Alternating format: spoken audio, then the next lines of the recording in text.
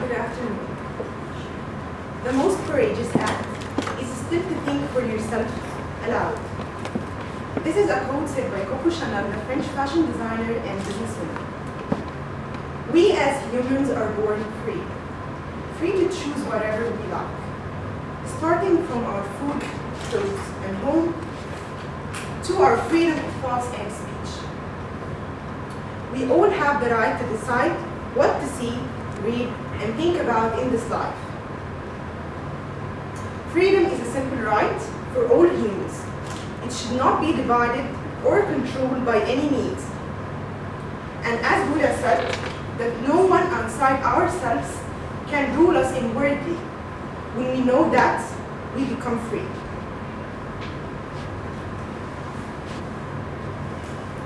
And that's why we as a government believe that censorship has no place in a free society. And censorship is the suppression of speech, shutting up voices that wish to speak up for their rights, limiting exploration, and concealing information. Means of censorship could be to not publish any books that are not liked by the government, to ban the freedom of speech, and to hide parts of some films that seem unacceptable, and in some cases to ban a complete film. Moving to my first argument. It's ridiculous to deprive people from reading certain types of books because the authorities think it contains inappropriate parts. For example, according to a paper published in 2017 on InfoPlease, Harry Potter books were banned in St. Mary's Church in England. And let me tell you the reason. Because it's confusing and turning something wicked into something look and funny. The most loved books around the world by all ages are being banned because it's wicked, it's confusing to change something wicked into something being fun. Why should someone, regardless who he was, to decide for people what to read and what not to read? Actually, this is a way of taking a part of human freedom and controlling it in a way that we didn't ask for.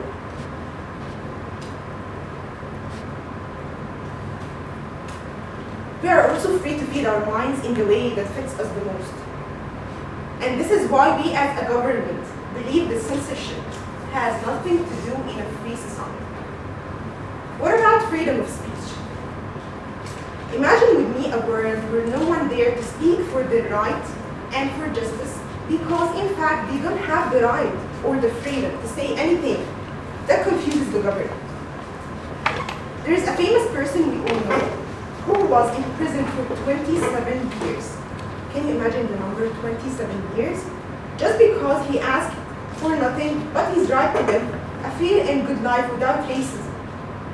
I think you all knew who I'm talking about. It's Nelson Mandela, everyone. One of the greatest politicians of all times. How can censorship exist after this case?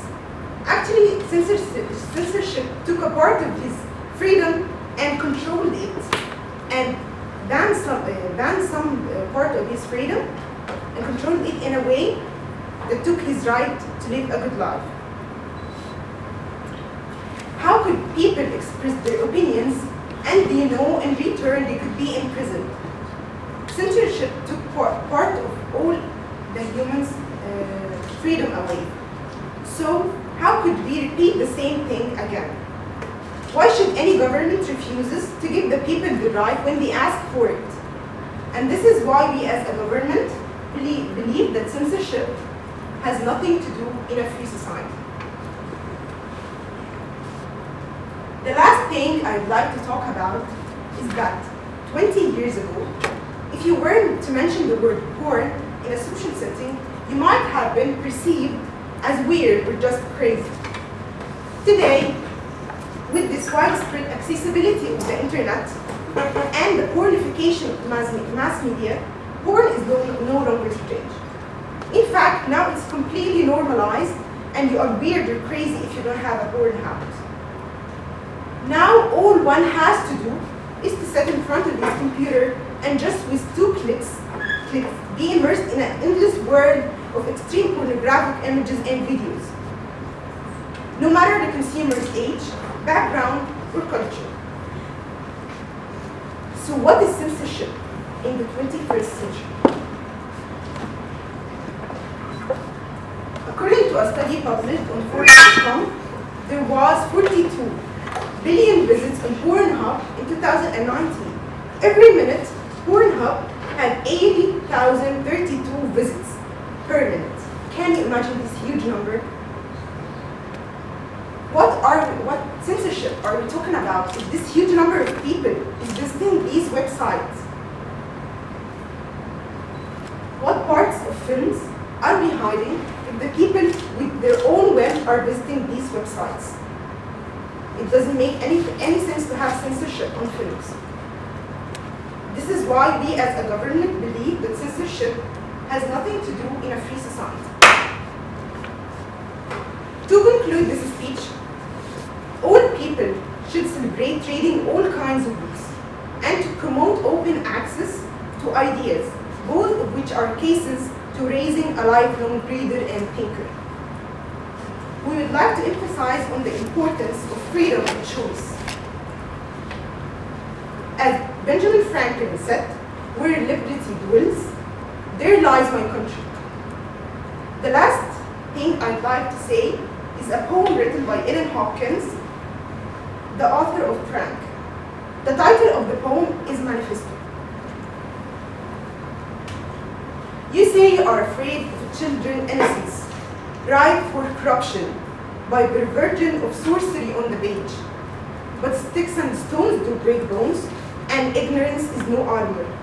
You don't speak for me and will not deny my kids' magic in favor of miracles.